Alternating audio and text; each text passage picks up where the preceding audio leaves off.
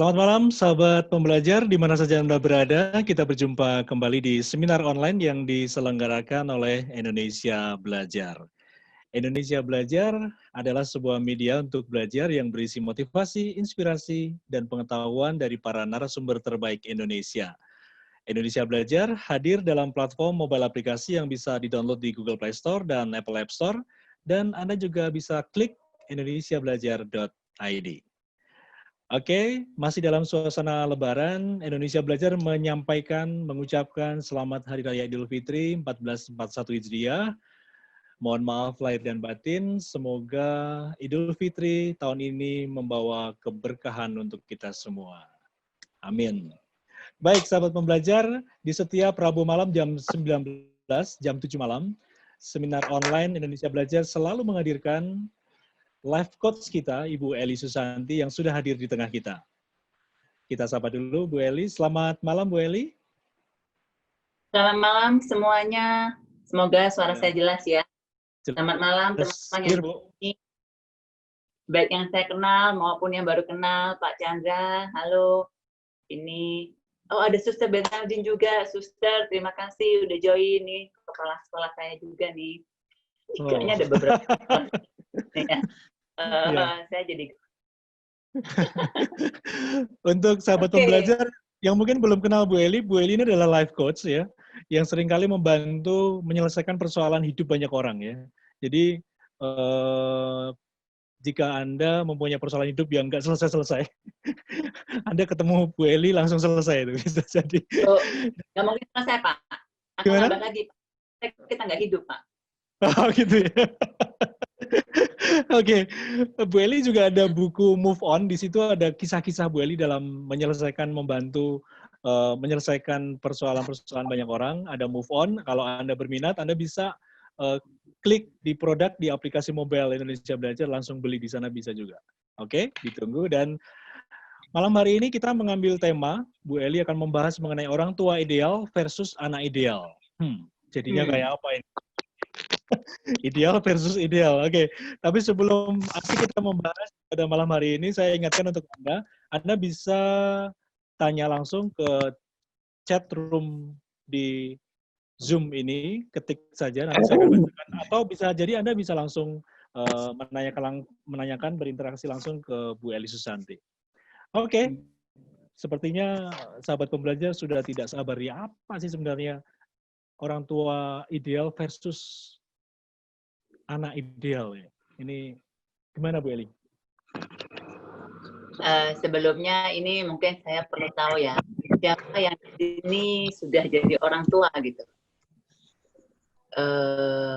Boleh dijawab di chat sih. Dan merasa dirinya sudah ideal menjadi orang tua. Nggak ada yang jawab nih Pak, Pak. Oh iya. Oh iya, ada juga nih. Bu Ewe, saya belum ideal. Sebenarnya begini, kalau kita bicara orang tua, semua orang tua pasti ingin menjadi orang tua yang ideal untuk anaknya. Itu semua orang tua. Nah, ideal itu bagi kebanyakan orang tua, terutama klien-klien yang saya hadapi itu kayaknya momok banget gitu. Selalu bilangnya, belum Bu, saya belum. Kayaknya ideal itu terlalu jauh targetnya di atas. Buat database saya yang datang ke saya itu merasa bahwa itu hal yang sangat sulit untuk dicapai. Selalu ada yang kurang. Saya nggak tahu, semoga orang tua yang di sini tidak merasa seperti itu ya. Sudah cukup ideal, sudah merasa bahagia, sudah merasa puas gitu. Bahwa, saya menjadi orang tua yang terbaik buat anak saya. Itu harapan saya. Nah, kalau kita ngomong orang tua yang ideal, menurut teman-teman yang ada di sini, kira-kira orang tua ideal itu orang tua seperti apa sih? Boleh di-share di chat. Orang tua seperti apa yang ideal menurut teman-teman? Kalau tidak bayangan orang tua seperti apa yang ideal, tolong kasih saya gambaran anak yang ideal menurut kalian. Menurut kalian, kita pernah jadi anak juga dong. Jadi kalau kita berpikir anak yang ideal itu seperti apa ya? Kita ingin anaknya kita menjadi seperti apa? Kira-kira begitu. Sambil menunggu jawabannya, jadi saya punya 2 pertanyaan. Yang pertama, menurut teman-teman, orang tua yang ideal itu, orang tua yang seperti apa? Memang kalau misalnya kita bilang kita masih jauh dari ideal, tapi kita punya gambaran. Ketika kita tahu bahwa saya masih jauh, Bu, dari ideal, berarti kita punya gambaran kan, yang ideal itu seperti apa, dan kita masih jauh. Nah, kalau kita masih tidak bisa memikirkan orang tua yang ideal seperti apa, gambarannya kita, menurut kita, anak yang ideal itu seperti apa? Oke. Belakangan ini beberapa sharing dari orang tua yang menurut saya menarik. Pertama, orang tuanya ngomong gini, tolong dong cariin saya terapis anak. Kenapa? Buat siapa? Buat anak saya. Kenapa? Kayaknya saya sudah melakukan semua yang saya tahu, terbaik yang saya tahu, kayaknya nggak cukup-cukup. Masalahnya di mana? Anak saya nggak bisa deket sama saya. Yang pertama, kalau adiknya dengan mudah deket. Tapi kalau kakaknya ini susah banget deket. Kalau misalnya bilang, papa sayang kamu, dia tuh cuma diam, dipeluk juga nggak mau. Tapi kalau adiknya itu dengan ekspresi. Satu, berarti kan perbedaan karakter. Yang kedua, belum tentu berarti dia tidak berhasil sebagai orang tua, hanya tidak paham perbedaan karakter. Nah, ketidaktahuan ini membuat kita merasa kita bukan orang tua yang ideal atau kita merasa gagal, gitu kan? Nah, yang kedua saya bilang, sebenarnya kamu melakukan, kayak tadi kamu bilang, kamu melakukan semua itu untuk anak atau untuk kamu, ya untuk anak saya dong. Saya tuh sampai mengorbankan apapun kebahagiaan saya, kesenangan saya untuk anak saya. Apa yang dia mau asal dia bahagia, saya akan lakukan. Seandainya itu berhasil dan kamu berhasil membuat anakmu seperti apa yang kamu inginkan, yang bahagia kamu atau anakmu? Dia nggak bisa jawab. Karena kalau kita berhasil membuat anak kita seperti yang kita inginkan, jawabannya yang bahagia kita sebagai orang tua atau anaknya? Yang pasti bahagia. Jawabannya sebenarnya pasti bahagia adalah orang tuanya, anaknya belum tentu. Contohnya misalnya kita ingin sekali anak kita jadi dokter, atau kita ingin sekali anak kita jadi lulus S2, S3 dengan cum laude, bisa saja anak kita akan mengikuti apa yang kita mau. Tapi kita bisa merasa kita puas bahwa apa yang kita rancang untuk anak kita itu berhasil, tapi belum tentu anak kita bahagia. Nah, yang harus kita pahami adalah orang tua itu sering lupa bahwa apa yang ingin dia lakukan untuk anaknya belum tentu itu untuk anaknya, tapi lebih pada untuk kepuasan dirinya, keberhasilan dirinya sebagai orang tua yang menurut orang tua itulah targetnya orang tua untuk menjadi orang tua yang baik atau orang tua ideal. Saya ulangin ya.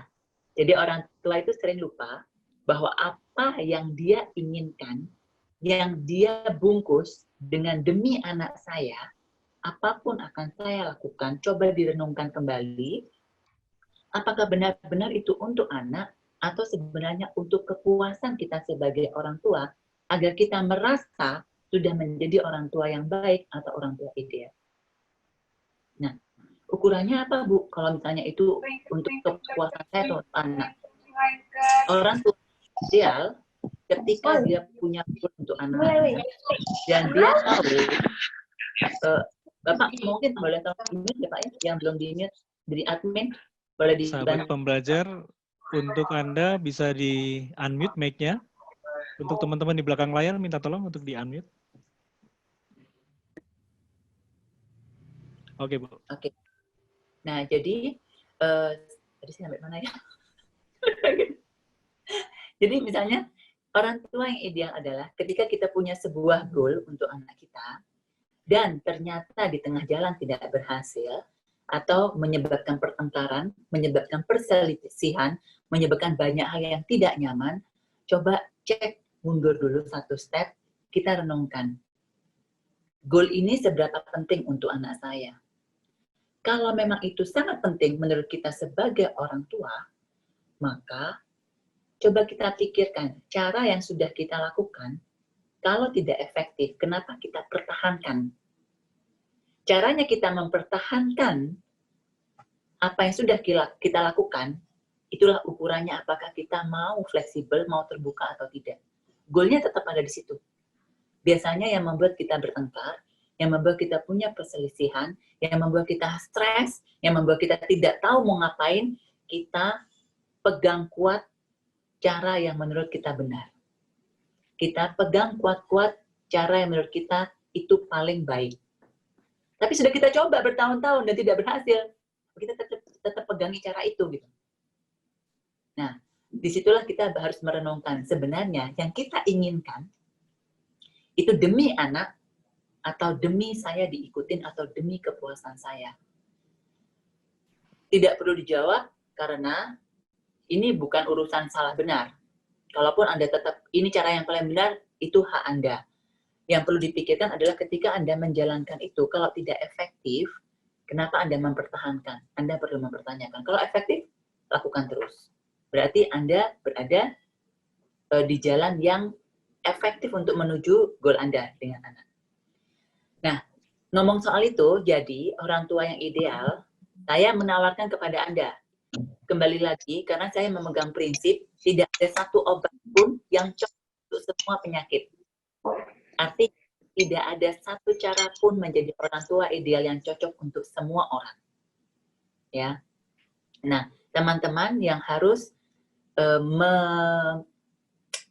merangkai sendiri apa yang cocok untuk teman-teman. Nah, saya menawarkan satu hal. Orang tua ideal yang pertama adalah orang tua yang tahu dia mau apa untuk anaknya.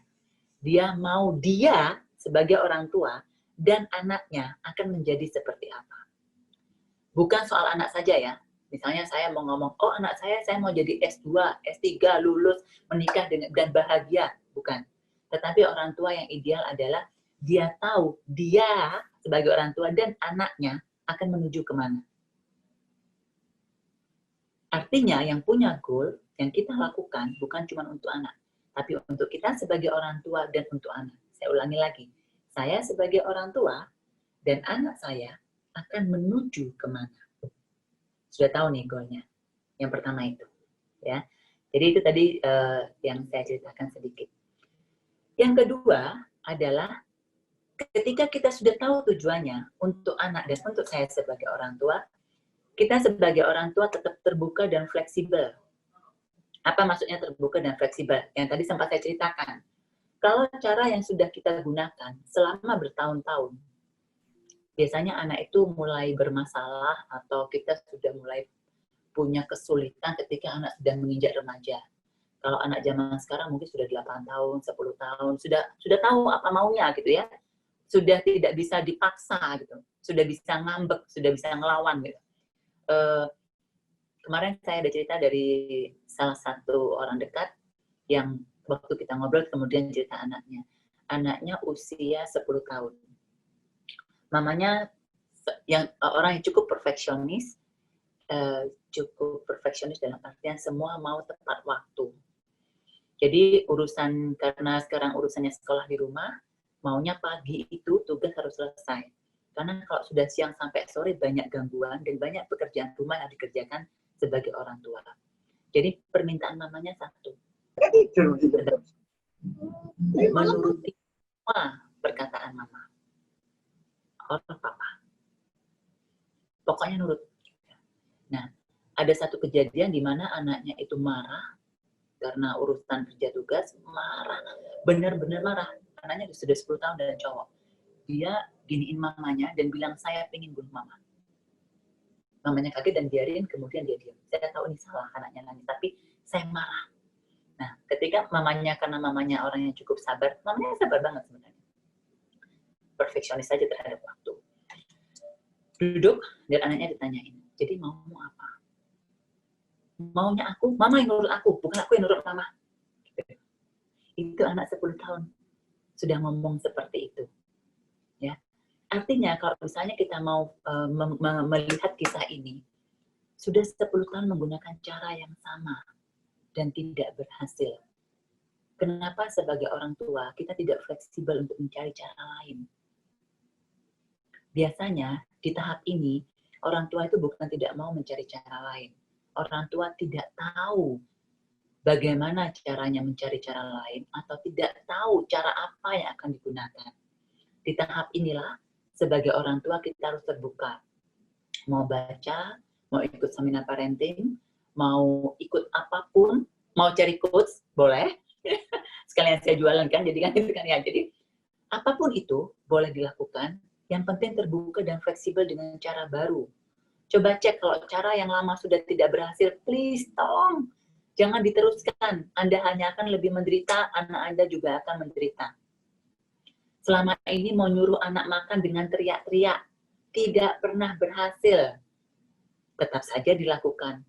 Mau suruh anak belajar, berhenti main game dengan mengancam, tidak pernah berhasil, tetap saja dilakukan. Percaya saya, kalau Anda tidak merubah cara, Anda akan menderita dan anak Anda juga akan stres. Ya. Cari cara. Bagaimana caranya fleksibel dan merubah cara. Kemudian, cara yang terakhir, saya akan berbagi nanti di detik-detik yang nanti ya. Nah, tapi sebelumnya saya mau baca chat ini. Sudah jadi orang tua jauh dari ideal, kalau jadi orang tua susah, kalau ideal masih jauh, oke. Orang tua ideal, orang tua yang bisa mendukung, membimbing anak sampai mereka sukses. Oke, berarti ukurannya adalah anak sukses. Saya catat dulu ya, ini yang ideal. Kemudian, ini anak ideal adalah dia mampu mandiri dan percaya diri. Oke, ini anak ya. Kemudian, malam saya bisa dilihat orang tua ideal tidak menjadikan anak mini-me, tapi bisa mensupport anak menjadi best of them.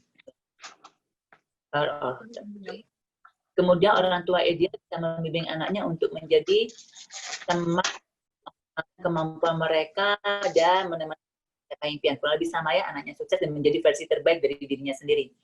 Kalau anak ideal, less zombie, more life. Daripada online life. Ya.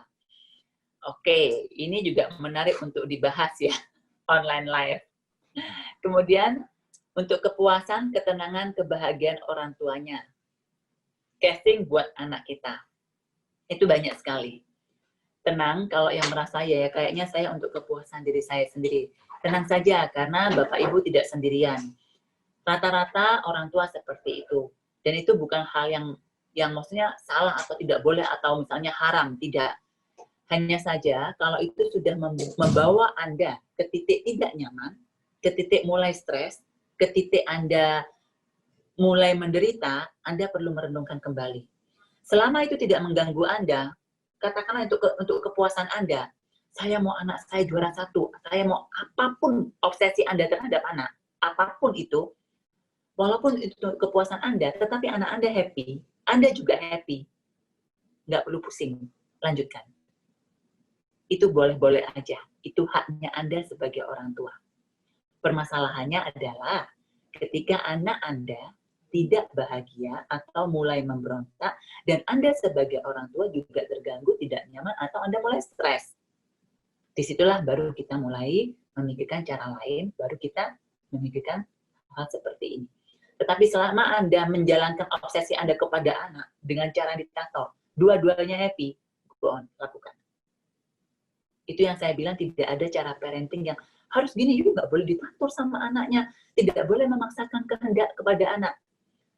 Kalau saya bilang tidak apa-apa, paksakan kehendak Anda sebagai orang tua, karena itu hak Anda sebagai orang tua 1000% hak Anda. Selama anak Anda bahagia dan Anda juga.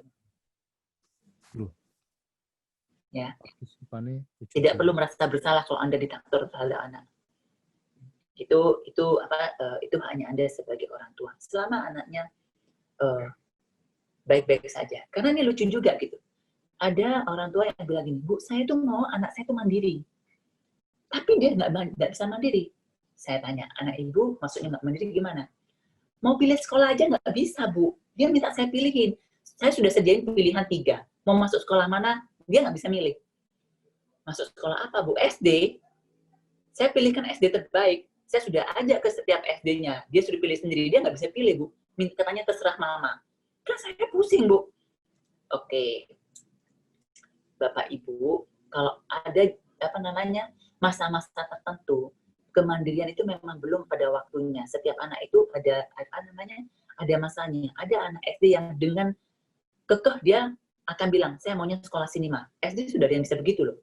Tapi ada yang sampai kuliah tidak bisa milih. Pernah ngalamin itu?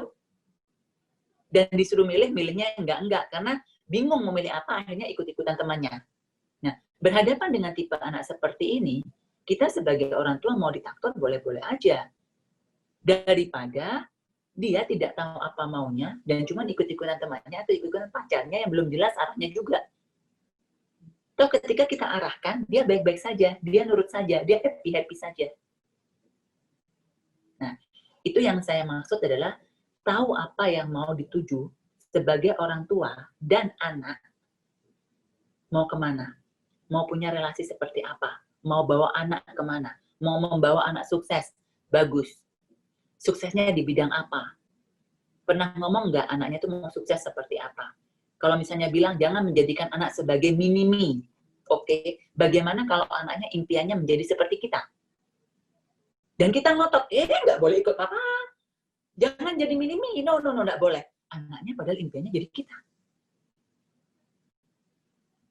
Oke, jadi di sini adalah orang tua idealnya pertama saya ulangi, tahu goalnya, anaknya mau dibawa kemana, dan saya sebagai orang tua juga mau kemana. Itu sangat penting.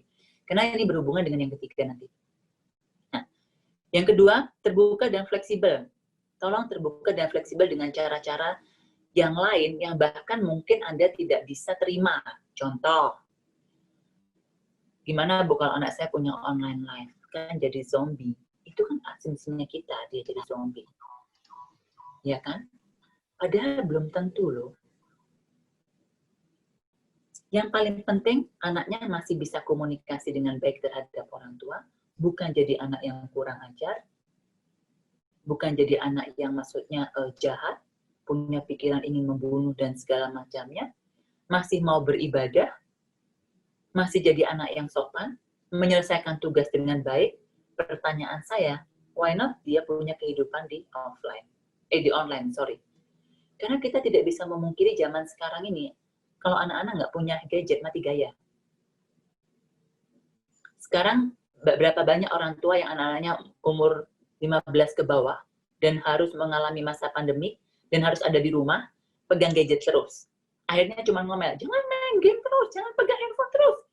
Saya selalu bilang, ibu, bapak, kalau anaknya tidak boleh main handphone, tolong kasih ide anaknya suruh ngapain. Jangan cuma dilarang, tapi nggak dikasih ide. Oke, kita buat kue ya. Nah, setelah buat kue, makan kue banyak, anaknya diomelin lagi. Jangan makan banyak-banyak, nanti kamu gemuk. Saya yang jadi anak bisa pusing. Nggak boleh main handphone, diajak makan kue, buat kue. Ketika buat kue dan makan kue juga dimarahin, gitu. Nggak boleh makan banyak-banyak gitu ya. Tapi setiap hari kegiatannya buat makanan. Anaknya nggak boleh makan. Nah, itu menunjukkan bahwa kita aja sebagai orang tua bingung mau punya aktivitas apa. Apalagi anaknya. Ketika harus di rumah. Tapi kita melarang mereka untuk jadi main di online. Main di online.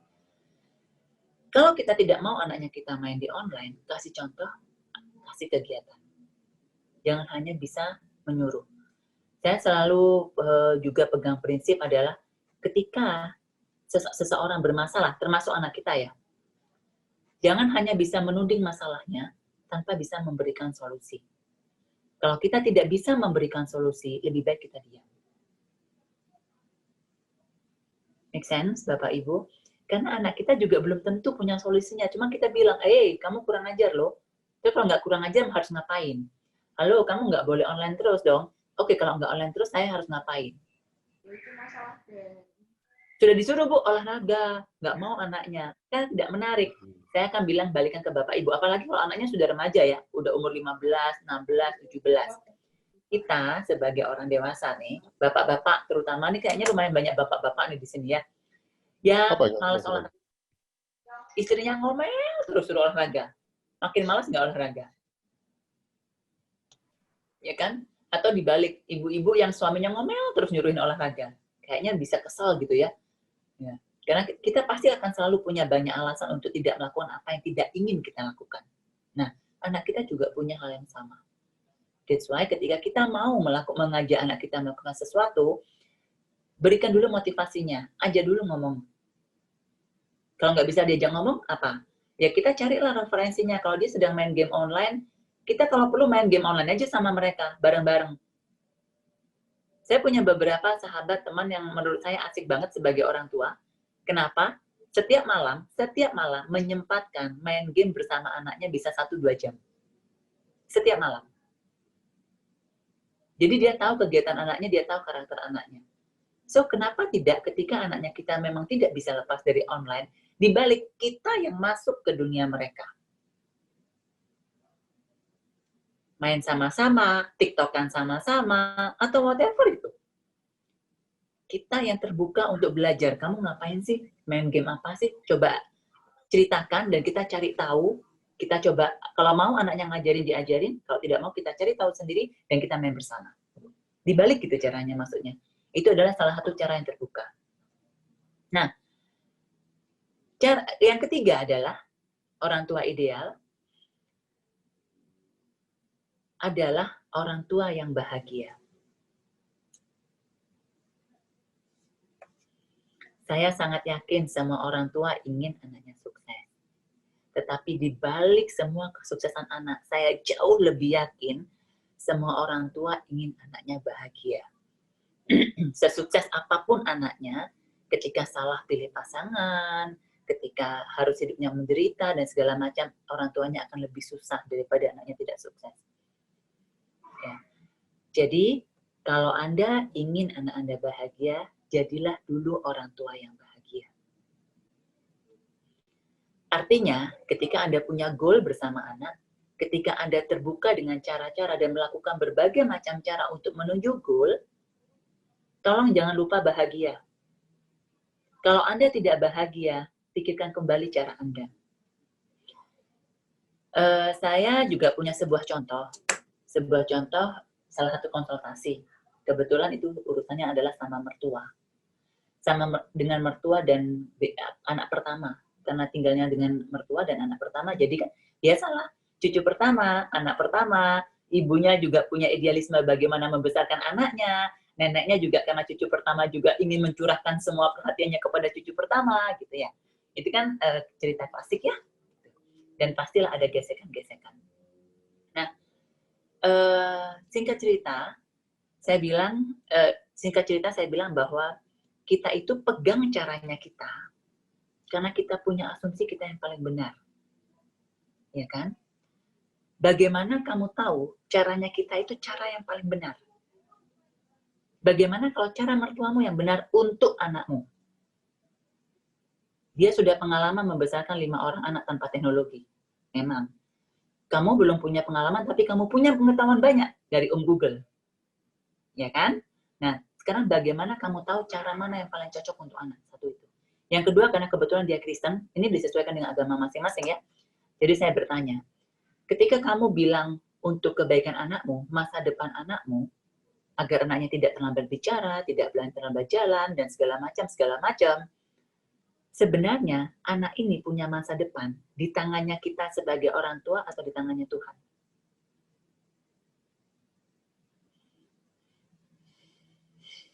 Siapa yang mau jawab? Masa depannya anak kita sebenarnya di tangannya kita sebagai orang tua atau di tangannya Tuhan? Good. Kalau good, artinya yang punya peran paling besar, Tuhan atau orang tua.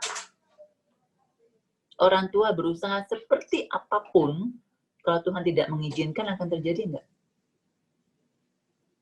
Ini kalau saya ngomongnya dengan orang yang beragama Kristen ya, tapi mungkin ada beberapa teman yang beragama Buddhism, ya Buddhis.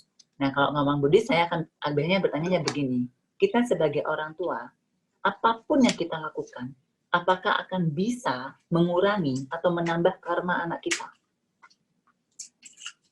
Ya, di tangan Tuhan melalui orang tua. Good. Saya juga setuju. Kebanyakan orang akan bilang di tangan Tuhan. Itu sesuai keyakinannya masing-masing. Nah, kalau jawaban Anda di tangan Tuhan melalui orang tua, pertanyaan selanjutnya, apakah perlu Anda memaksakan cara Anda? kalau masa depan anak Anda itu lebih banyak di tangan Tuhan daripada tangan kita. Sampai Anda perlu kehilangan sukacita dan buah-buah roh. Jadi yang saya maksudkan adalah, jadilah orang tua terbaik, tetapi tolong jangan lupa untuk tetap bersukacita dan memiliki 9 buah roh. Kalau sampai Anda kehilangan sukacita, kalau sampai Anda kehilangan buah-buah roh, ini ke dalam agama Kristen, atau kalau di agama Buddhis atau agama lainnya, Anda melanggar agama Anda, tidak punya kebaikan-kebaikan sesuai agamanya masing-masing, mau itu karma baik, mau itu sesuai agamanya masing-masing, kembalikan ke diri Anda, apa hidup ini yang seperti saya mau? Apa gunanya kita menjadi orang tua, tetapi kita kehilangan apa yang harus kita pertanggungjawabkan terhadap Tuhan sesuai agama kita?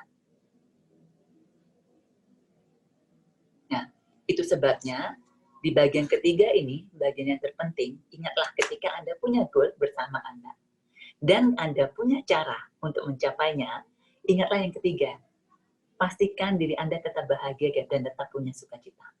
Bahagia dan punya sukacita bukan berarti Anda tidak boleh marah, bukan. Bukan berarti Anda tidak boleh sedih, bukan. Bukan berarti Anda tidak boleh kecewa, bukan. Sebagai manusia kita tetap punya emosi, tidak mungkin kita tidak punya emosi.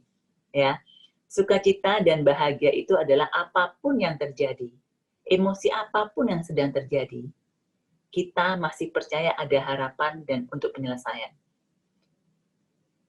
Cara yang gampang bagaimana, Bu? Ini mungkin klasik dan terdengar naif, tapi cara yang gampang adalah kembali ke agamanya masing-masing.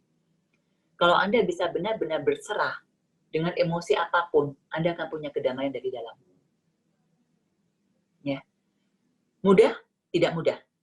Tetapi ketika Anda bisa melakukannya, Anda menjadi teladan yang paling kuat untuk anak Anda. Bagaimana menjalankan hidup dengan bahagia.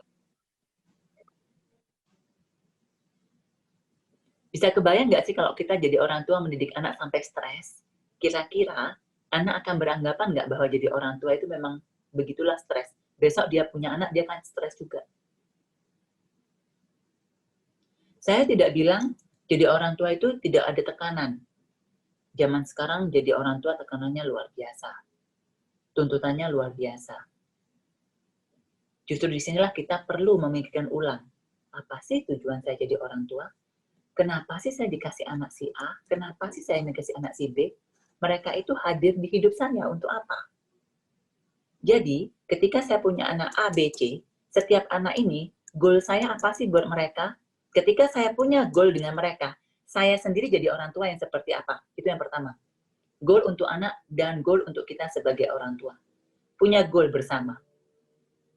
Yang kedua, saya ulangi, fleksibel. Terbuka dengan cara-cara ketika cara kita tidak berhasil. Yang ketiga, pastikan Anda sebagai orang tua, Anda punya damai dan sejahtera, dan memiliki buah-buah rohani sesuai agamanya masing-masing. Karena pada akhirnya, ketika kita nanti di usia tertentu, hanya itu yang jadi modalnya kita. Oke. Sekarang saya open dengan pertanyaan. Kayaknya ini diam, saya nggak tahu, Pak. Terpesona atau apa, yeah. tidak tahu. Saya yakin menyimak sih, Bu. Saya lihat satu-satu tadi berjalan-jalan ke teman-teman. Menyimak, ya. Dan setiap kali Bu Eli ditanya pasti dijawab. Tapi ada satu pertanyaan, Bu Eli, dari Pak Tommy Lee. Bagaimana cara membuat orang tua sadar kalau mereka tidak ideal? Pertanyaan bagus. Berarti Pak Tommy sebagai anak, kan? Nah, saya akan balik tanya, anak ideal apa? Karena tapinya kita orang tua ideal vs anak ideal. Nah, anak ideal itu yang apa? Apa itu anak ideal menurut Pak Tommy? Pak Tommy, silakan buka mic, langsung aja sampaikan ke Bu Eli. Kalau anak ideal, gini, sambil menunggu Pak Tommy ya, sama. Ketika kita posisinya sebagai orang tua, kita yang bertanggung jawab terhadap ukuran kita sebagai orang tua. Kalau Pak Tommy tanyanya sebagai seorang anak, maka saya akan membawa Pak Tommy. Lihatlah dari sudut anak. Kita tidak bisa memaksa orang tua kita sadar. Kita tidak bisa memaksa orang tua kita berubah. Yang ada adalah kita sebagai anak mengkondisikan, membuat mereka memiliki kesadaran yang lebih.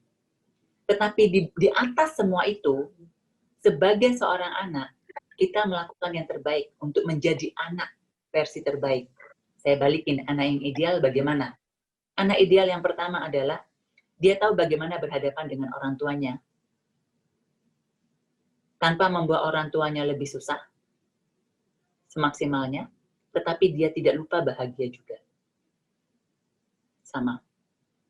Kalau saya memberikan nasihat kepada, kalau ketika misalnya kumpul dengan ponakan, dengan anak-anak yang sudah bisa diajak bicara, ini karena Pak Tommy sebagai anak ya, saya cuma bilang begini, ukurannya kita sebagai anak yang sukses, itu cuma dua.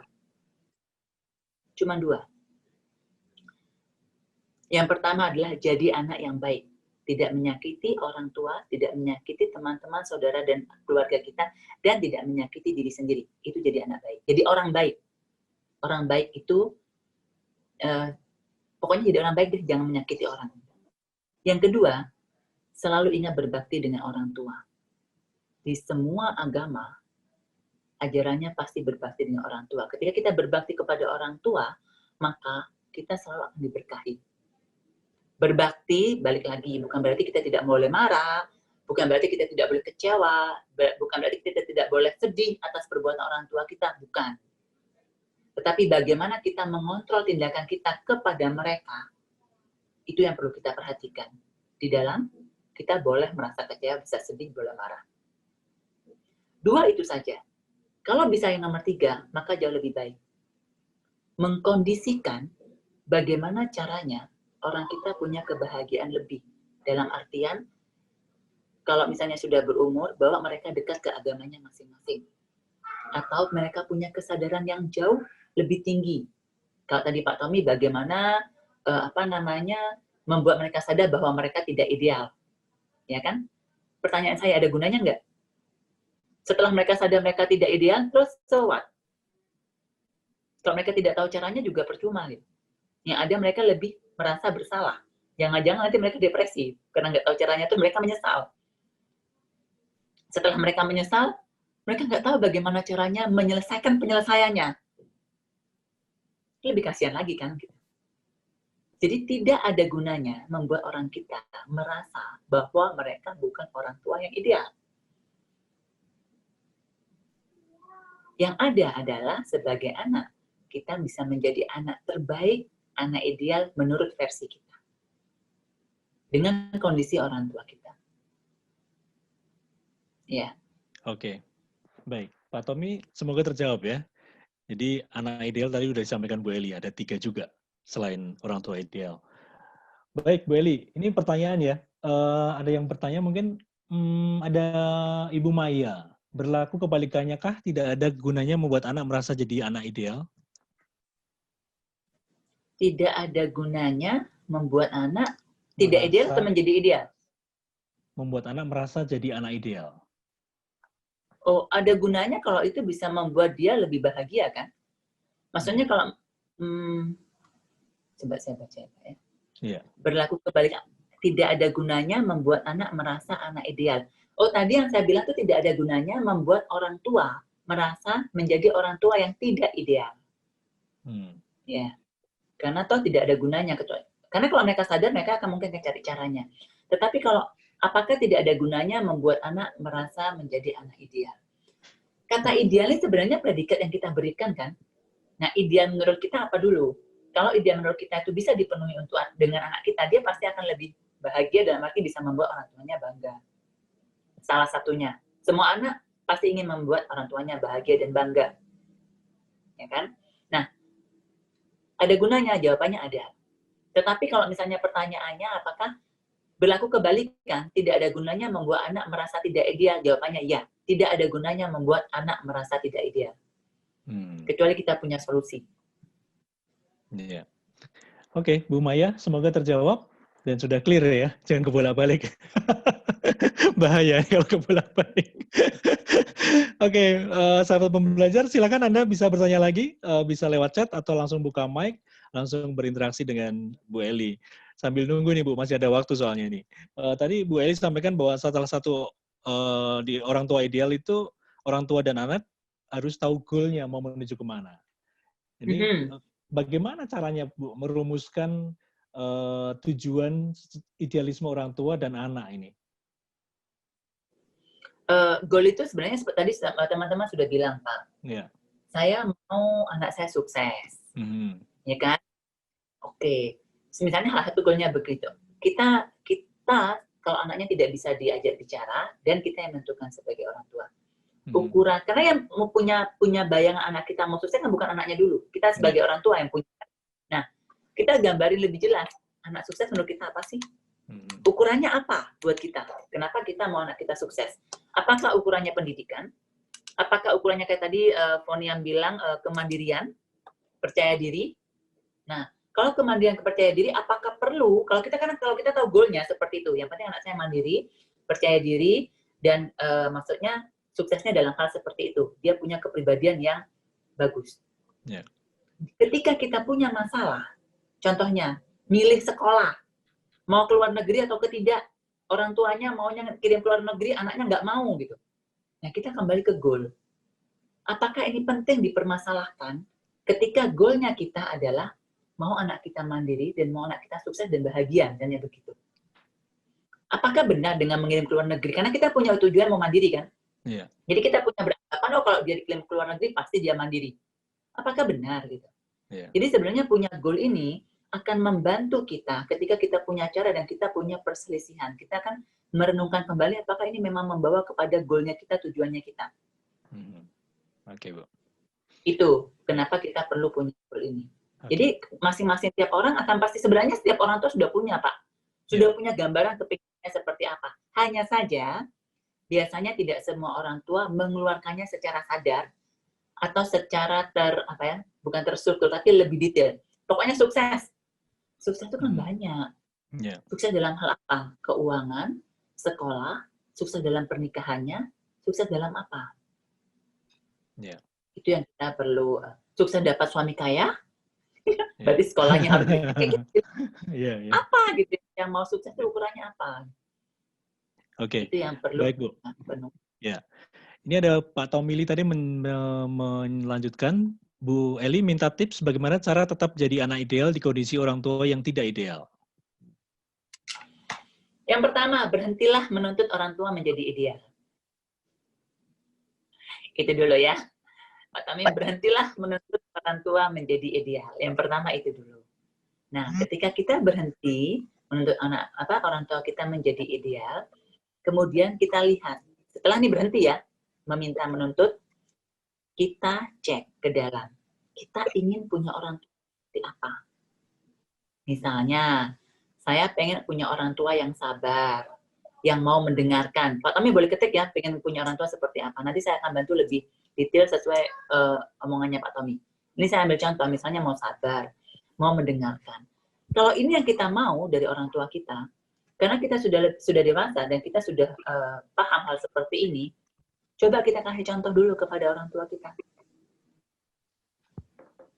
Bagaimana ketika berhadapan dengan orang tua dan mau mendengarkan. Jadi yang pertama kita berhenti menuntut. Kemudian cek datanya kita kepengennya orang tua ideal. Menurut data kita tuh seperti apa? Kalau sudah, kita lihat diri kita. Apa yang bisa kita bantu agar orang tua kita bisa ke sana? Karena, Pak Tommy, yang ingin orang tua ini, yang ingin menjadi orang tua ideal, bukan orang tuanya, tapi Pak Tommy. Jadi yang harus punya effort adalah yang menginginkan hal itu. Pak Tommy artinya kan? Sama ketika kita jadi orang tua, yang menginginkan anaknya kita sampai di situ adalah kita duluan yang punya keinginan tuh. Itu sebabnya kita yang punya effort duluan. Yeah. Pak Tommy membantu orang tua berkahnya banyak. Jadi ini sebuah kesempatan untuk menanamkan berkah dalam hidup, membantu orang tua. Oke. Baik, Bu Eli, selanjutnya ada Bu Maya tadi ada melanjutannya juga. Sejauh apa goal itu ditargetkan? Ada usia tertentu? Sejauh apa? Tidak, Bu, tergantung. Bisa jangka pendek, jangka panjang. Kalau misalnya nih ya, Ibu tidak bisa kebayang mau jangka panjang seperti apa, mulai aja dengan jangka pendek. Kalau misalnya anaknya masih SD, dan selama ini, aduh saya nggak tahu Bu mau punya goal apa, yang penting anak saya naik kelas. Dan itu goalnya. Orang kan nggak sadar ketika ditanyain goal apa, saya nggak tahu Bu goalnya apa. Yang penting anak saya naik kelas, dan itu goalnya. Yang penting anaknya naik kelas. Jadi jangan dipaksa anaknya belajar sampai mati-matian, sampai kita harus bertengkar, sampai kita otot-ototan, sampai kita maki-maki gitu ya. Padahal ya kalau untuk urusan naik kelas, dia udah selesai gitu sebenarnya. Satu itu. Yang kedua, bantu anak menemukan caranya, bantu anak menemukan goalnya dia. Kalau anak kita bisa punya goalnya sendiri, maka kita sebagai orang tua itu kita lebih mudah mendampingi. Kalau tidak punya, orang tua yang menentukan. Ada beberapa anak yang punya goal sendiri ya. Saya pengen juara loh. Saya pokoknya harus juara, minimal juara 3. Nggak mau aku di bawah juara 3. Ada yang begitu? Ada. Kan? Walaupun jarang banget ya. Walaupun jarang banget. Tetapi saya punya anak yang di depan mata saya sendiri, yang tidak pernah ngerepotin orang tuanya. Mau tugas, mau apa, segala macam dikerjakan sendiri. Bangun pagi jam 5 juga nggak perlu dibangunin gitu. Semua tugas dikerjain sendiri. Ada. Oke. Ya, Bu El. Oke, semoga terjawab, Bu Maya. Terakhir ya, Bu ya. Sorry Pak, kalau misalnya Bu Maya punya jangka panjang juga bisa lebih bagus juga. Misalnya, oke, karena anak saya perempuan, Bu, saya maunya dia besok itu bisa jadi misalnya istri yang baik atau apapun itu bahagia. Yang penting dia harus menikah deh, Bu. Nggak boleh jadi wanita karir. Ada yang begitu kan? Nah, itu dan ya kita tentukan hal seperti itu. Oke. Saya lanjutkan lagi, Bu ya. Ini ada Bu Evi. Malam, Bu. Mau nanya bagaimana cara kita menyampaikan keinginan kita kepada orang tua ketika orang tua kita memiliki pendapat yang berbeda, tanpa harus melalui argumen yang alot dan ujung-ujungnya orang tua jadinya berasumsi bahwa kita adalah anak yang tidak menghargai orang tua. Oke, yang pertama saya tidak tahu keinginannya apa ya, tapi kita perlu cek keinginannya kita itu worth it nggak untuk berlawanan dengan orang tua. Misalnya contohnya ini cuma bercanda, keinginannya pergi ke mall dalam masa COVID gitu kan ya. Kemudian orang tuanya nggak bolehin. Nah, kita mesti mikirin apa urusan seperti itu tuh layak kita perjuangkan untuk bertengkar dengan orang tua gitu kan. Tapi misalnya keinginannya kita adalah memilih pasangan. Kemudian orang tua kita tidak setuju. Nah, apa dulu nih keinginannya ya? Nah, sebisa mungkin dikomunikasikan. Biasanya orang tua tidak setuju karena cara komunikasi. Satu itu. Yang saya yakini, terutama kalau kita sudah jadi orang tua ya, tidak ada satupun orang tua yang ingin hal jelek untuk anaknya. Kalau orang tua Anda tidak setuju, pasti orang tua itu punya keyakinan tertentu, hal-hal tertentu, database, intuisi, atau apapun itu, yang menurut orang tua ini tidak baik untuk anaknya. Yeah.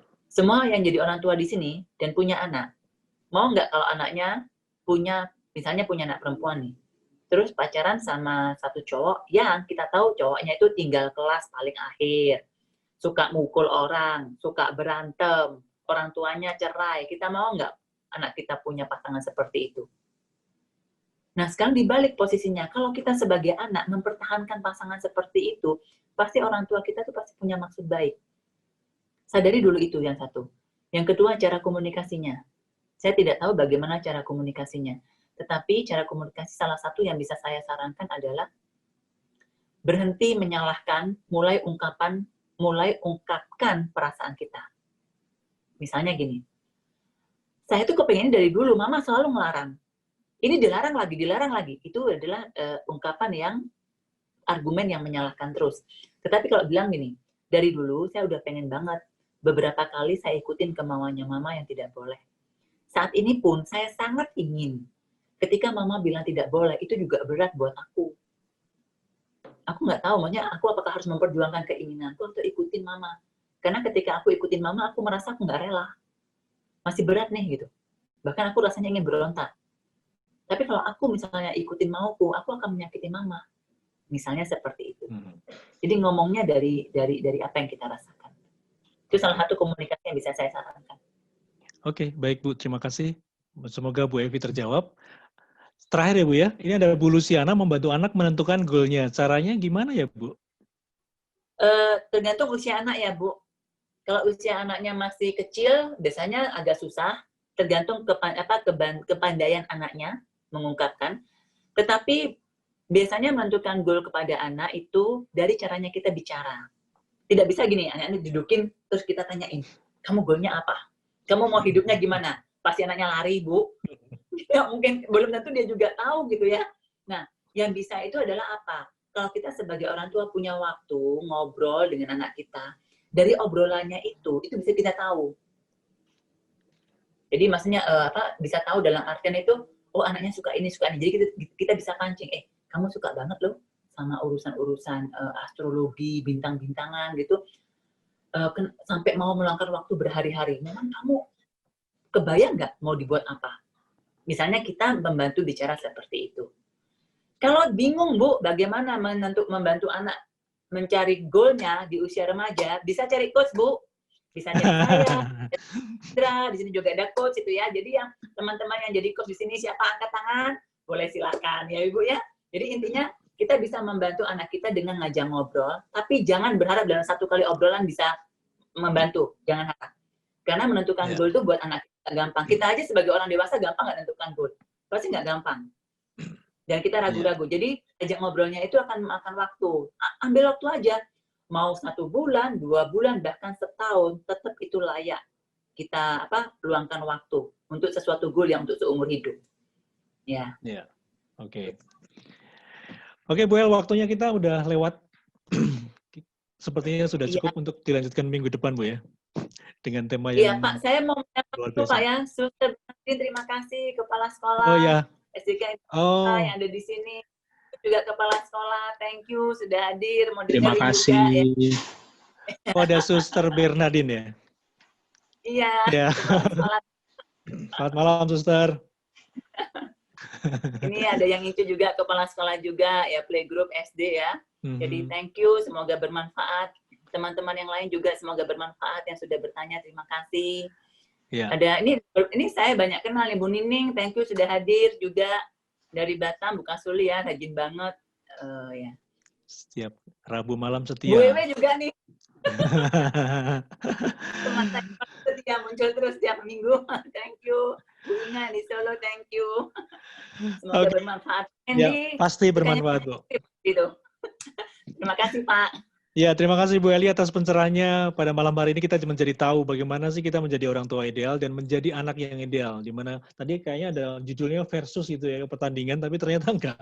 Bagaimana kita menjembatani antara hubungan orang tua yang ideal, bagaimana menjadi orang tua ideal dan menjadi anak yang ideal. Terima kasih Bu Eli, terima kasih sahabat pembelajar. Bisa buka mic-nya untuk say thank you buat Bu Eli.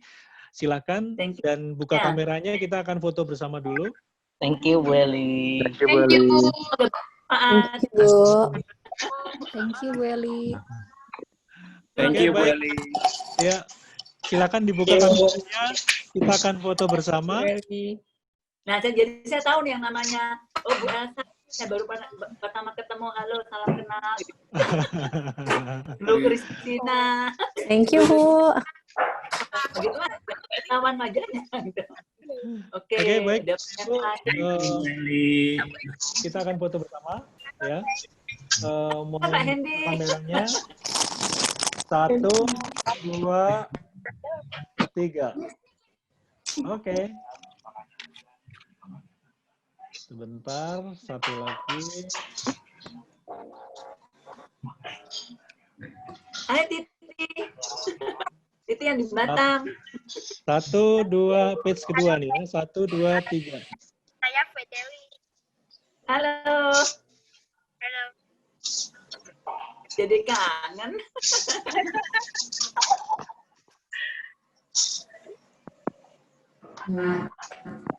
Bentar ya Bu ya. Ramai banget nih soalnya. Satu lagi. 1, 2, 3. Oke, terima kasih Bu Eli, terima kasih sahabat pembelajar semuanya. Sampai ketemu lagi hari lagi. Bye, thank you. Luar biasa.